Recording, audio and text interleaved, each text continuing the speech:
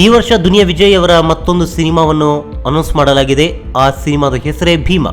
ಈಗಾಗಲೇ title launch ಕೂಡ ಆಗಿದೆ. ಹಾಗೆ ದುನಿಯಾ ವಿಜಯ್ ಅವರ ಫಸ್ಟ್ ಲುಕ್ ಕೂಡ ಇದರಲ್ಲಿ ರಿವೀಲ್ ಆಗಿದೆ. ಈ ಚಿತ್ರದ ಕಥೆ ಏನು ಅನ್ನೋದಕ್ಕೆ ಸದ್ಯಕ್ಕೆ ಉತ್ತರವಿಲ್ಲ. ಆದರೆ ಈ ಚಿತ್ರದಲ್ಲಿ ದುನಿಯಾ ವಿಜಯ್ ಅವರ ಲುಕ್ ನೋಡ್ತಾ ಇದ್ರೆ ಇದೊಂದು ಪಕ್ಕಾ ರಗಡ್ ಮಾಸ್ ಉಳ್ಳಂತಹ ಸಿನಿಮಾ ಅಂತ ಹೇಳ್ಬೋದು. ದುನಿಯಾ ವಿಜಯ್ ಅಂದ ಕೂಡಲೇ ಮಾಸಿಗೇನು ಕೊರತೆ ಇರಲ್ಲ. ಹಾಗಾಗಿ ಈ ಸಿನಿಮಾ ಕೂಡ ಮಾಸ್ನ ಜೊತೆಗೆ ರಕ್ತಸಿಕ್ತ ಅಧ್ಯಾಯದ ಒಂದು ಕಥಾ ಹಂದರವನ್ನು ಹೊಂದಿರುವಂತ ಸಿನಿಮಾ ಅಂದ್ರೆ ತಪ್ಪಾಗ್ಲಿಕ್ಕಿಲ್ಲ. ಅದೇನೇ ಇರಲಿ, ಆದರೆ ಈ ಸಿನಿಮಾದ ಟೈಟಲ್ ಇವತ್ತಿನದಲ್ಲ. ಈ ಸಿನಿಮಾದ ಟೈಟಲ್ ಬಗ್ಗೆ ನಾವು ನೋಡ್ಬೇಕಂತ ಹೇಳಿದ್ರೆ ಸುಮಾರು 10 ವರ್ಷಗಳ ಹಿಂದೆ ನಾವು ಹೋಗ್ಬೇಕು. ಈ ಸಿನಿಮಾದ ಟೈಟಲ್ ಮೊದಲಿಗೆ ಫಿಕ್ಸ್ ಆಗಿರೋದು ಡಿ ಬಾಸ್ ಅವರಿಗೆ.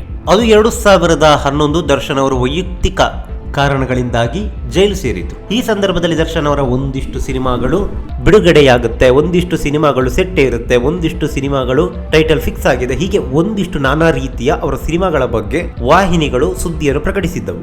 ಈ ಸಂದರ್ಭದಲ್ಲಿ ದರ್ಶನ್ ಅವರ ಚಿಂಗಾರಿ, ಕ್ರಾಂತಿವೀರ ಸಂಗೊಳ್ಳಿ ರಾಯಣ್ಣ ಹೀಗೆ ಒಂದಿಷ್ಟು ಸಿನಿಮಾಗಳ ಹೆಸರು ಕೂಡ ಕೇಳಿ ಬಂದಿತ್ತು. ಈ ಸಿನಿಮಾಗಳ ಪೈಕಿ ಭೀಮಾ ಅನ್ನೋ ಒಂದು ಟೈಟಲ್ ಉಳ್ಳಂತ ಸಿನಿಮಾ ಕೂಡ ಒಂದಾಗಿತ್ತು. ಆದ್ರೆ ಆ ಸಿನಿಮಾ ಆ ಬಳಿಕ ಬರಲೇ ಇಲ್ಲ. ಸುಮಾರು 10 ವರ್ಷಗಳ ಬಳಿಕ ಅಂದ್ರೆ ಪ್ರಸ್ತುತ ಇದೀಗ ಭೀಮಾ ಅನ್ನೋ ಟೈಟಲ್ ಕೇಳಿ ಬರ್ತಾ ಇದೆ. ಆದ್ರೆ ಇದೀಗ ಈ ಭೀಮಾ ಅನ್ನೋ ಟೈಟಲ್ ದರ್ಶನ್ ಅವರ ಸಿನಿಮಾ ಅಲ್ಲ, ಬದಲಾಗಿ ದರ್ಶನ್ ಅವರ ಸ್ನೇಹಿತ ದುನಿಯಾ ವಿಜಯ್ ಅವರ ಸಿನಿಮಾ. ಅದೇನೇ ಇರ್ಲಿ, ದರ್ಶನ್ ಮತ್ತು ದುನಿಯಾ ವಿಜಯ್ ಒಳ್ಳೆಯ ಸ್ನೇಹಿತರು, ಹೋಗೋ ಬಾರೋ ಫ್ರೆಂಡ್. 10 ವರ್ಷಗಳ ಹಿಂದೆ ಭೀಮಾ ಅನ್ನೋ ಟೈಟಲ್ ನಲ್ಲಿ ಸಿನಿಮಾ ಸೆಟ್ ಏರಿತ್ತೋ ಅಥವಾ ಕೇವಲ ಮಾತುಕತೆಯಲ್ಲಿ ಮುಗಿದಿತ್ತೋ ಗೊತ್ತಿಲ್ಲ. ಅಥವಾ ಈ ಸಿನಿಮಾದ ನಿರ್ದೇಶಕರೇ ಆ ಸಿನಿಮಾವನ್ನು ನಿರ್ದೇಶಿಸಬೇಕಂತಿದ್ರು, ಅಥವಾ ಅದೇ ಕಥೆಯನ್ನು ಈಗ ದುನಿಯಾ ವಿಜಯ್ ಅವರು ಮಾಡ್ತಿದ್ದಾರೋ, ಅಥವಾ ಅದಕ್ಕೂ ಇದಕ್ಕೂ ಸಂಬಂಧ ಇಲ್ವೋ, ಯಾವುದಕ್ಕೂ ಉತ್ತರವಿಲ್ಲ. ಒಟ್ಟಾರೆಯಾಗಿ ಅಂದು 10 ವರ್ಷಗಳ ಹಿಂದೆ ಭೀಮಾ ಅನ್ನೋ ಟೈಟಲ್ನಲ್ಲಿ ದರ್ಶನ್ ಅವರು ಸಿನಿಮಾ ಮಾಡಲಿಕ್ಕೆ ಇದ್ರು.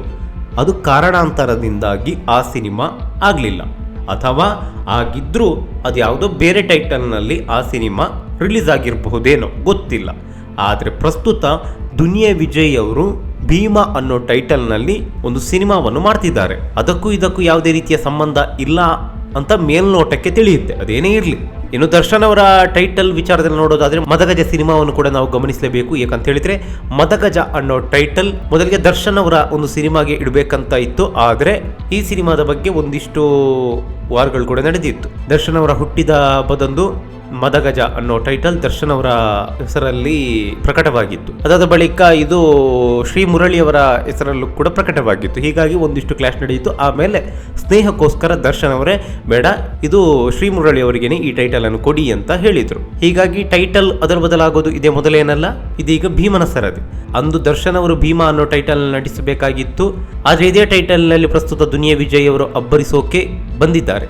ಅದೇನೇ ಇರಲಿ, ಈ ಸಿನಿಮಾ ಬಾಕ್ಸ್ ಆಫೀಸ್ ನಲ್ಲಿ ಗರ್ಜಿಸಲಿ, ಹಾಗೆ ಹೊಸ ಅಧ್ಯಾಯವನ್ನು, ಹೊಸ ಚರಿತ್ರೆಯನ್ನು ನಿರ್ಮಿಸಲಿ ಅನ್ನೋದೇ ನಮ್ಮ ಆಶಯ. ನಮಸ್ಕಾರ.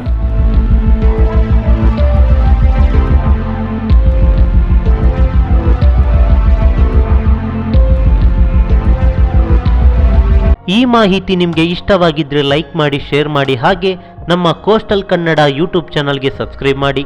ನಮ್ಮ ಹೆಚ್ಚಿನ ಅಪ್ಡೇಟ್ಸ್ಗಳಿಗಾಗಿ ಕೋಸ್ಟಲ್ ನೆಟ್ವರ್ಕ್ ಇನ್ಸ್ಟಾಗ್ರಾಮ್ ಪೇಜ್ ಹಾಗೆ ಫೇಸ್ಬುಕ್ ಪೇಜ್ಗೆ ವಿಸಿಟ್ ಮಾಡಿ. ಧನ್ಯವಾದಗಳು.